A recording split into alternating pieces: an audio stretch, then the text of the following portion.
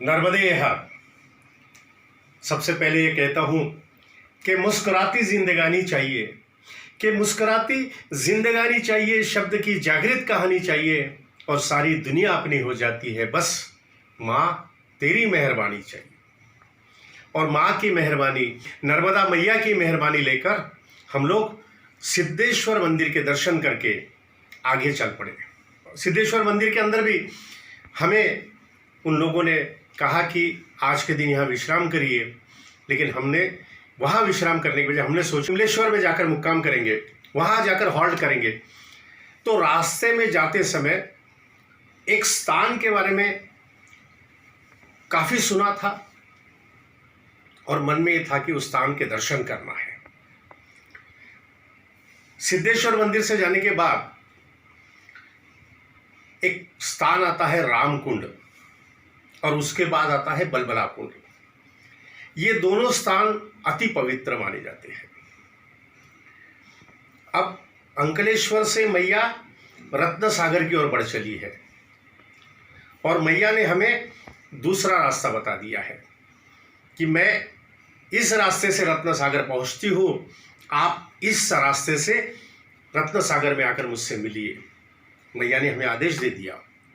मैया हर परिक्रमा वासी को आदेश देती है और हम सिद्धेश्वर मंदिर से बढ़ चले। मैंने जैसा बताया कि सबसे पहले आता है रामकुंड।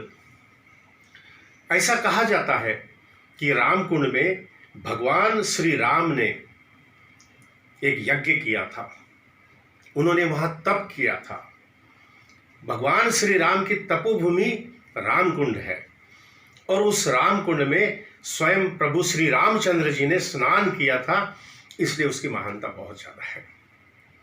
कहा जाता है ना कि अगर भवसागर से पार होना है तो भगवान श्री राम को याद करना होगा। अब हम आगे बढ़ रहे हैं रत्न सागर की ओर। तो सागर को पार करने के पहले प्रभु श्री रामचंद्र जी को याद करना है। रामकुंड के बाद आगे बलबला कुंड आता है। बलबला कुंड ये नाम असल में बुलबुला कुंड है, लेकिन अपभ्रंश हुआ और बुलबुला कुंड का बलबला कुंड बन गया। बलबला कुंड के अंदर सुंदर शिव जी का शिवालय है, बहुत सुंदर मंदिर है। ये सुंदर मंदिर बलबला कुंड, इसका निर्माण कैसा हुआ, मन में एक इच्छा थी कि कैसा हुआ, इसको कैसे जाने, कैसा पहचाने। तो मैंने वहां पंडित जी से पूछा तो पंडित जी ने बताया कि यह स्थान जो है बलबला कुंड, यह कश्यप ऋषि जी की तपोस्थली है। यहां कश्यप ऋषि जी ने तप किया था। अब कश्यप ऋषि कौन?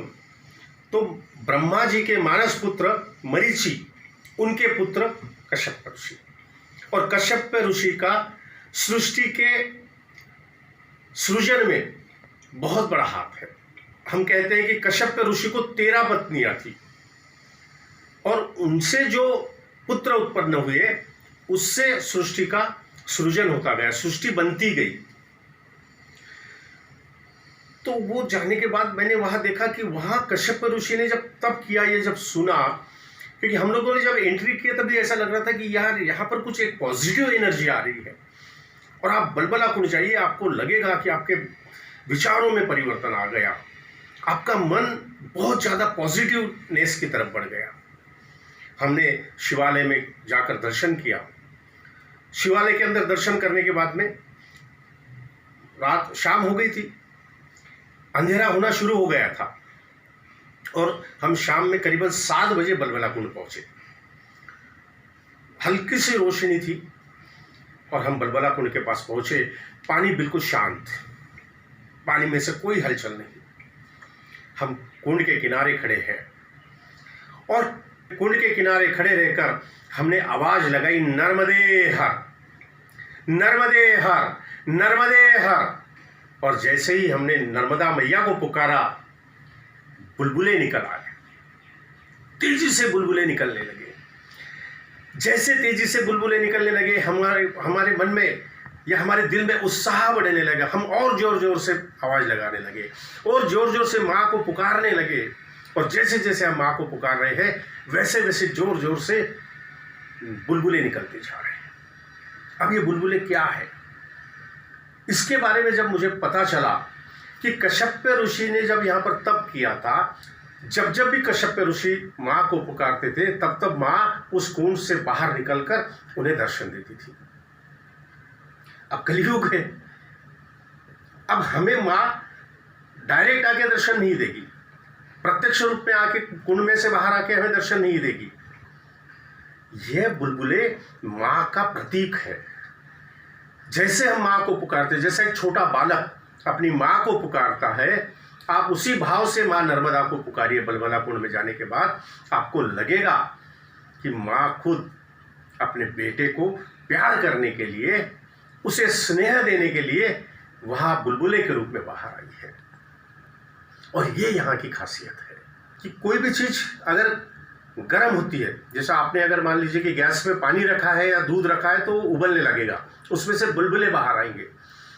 इसका मतलब अगर दूध, चाय, पानी, अगर कोई भी लिक्विड अगर गर्म हो जाए तो उसमें से बुलबुले निकलते हैं। लेकिन इस बलबला कुंड का पानी बिल्कुल ठंडा है।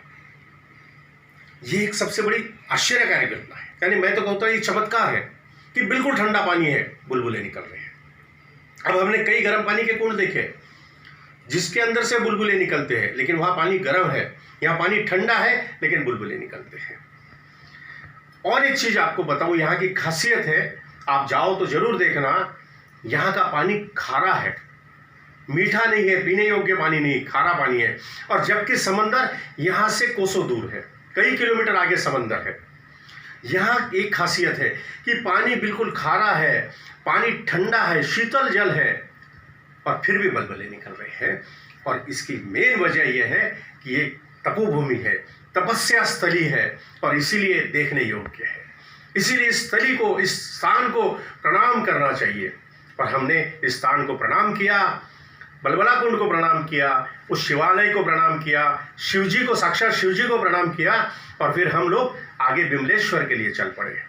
विमलेश्वर में जाकर हम लोगों ने रात में वहाँ पर काम किया, हॉल्ट किया, और फिर बाद में दूसरे दिन एक दिन हॉल्ट करके फिर हम लोग बोट से उत्तर तट की ओर बढ़ चले। नर्मदे हर।